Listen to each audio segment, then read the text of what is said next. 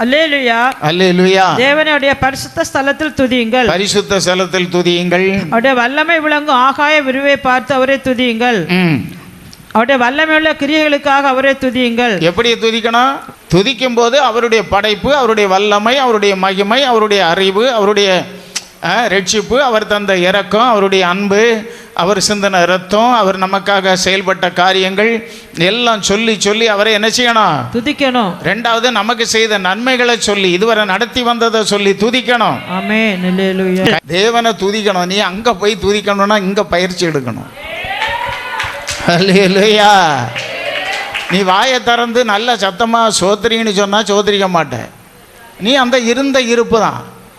அப்படிதான் எந்த வருஷமும் இருக்கு. உனக்குள்ள ஆவிக்குரிய வாழ்க்கையில வளர்ச்சி கிடையாது, மாற்றம் கிடையாது. உனக்குள்ள அன்பு இருக்கணும், தாகம் இருந்தா நீ ஒன்னால முடியாது. நீ சும்மா ஆண்டவரை துதிக்கும் போதே உன் சத்தம் எழும்பும். அல்லேலூயா.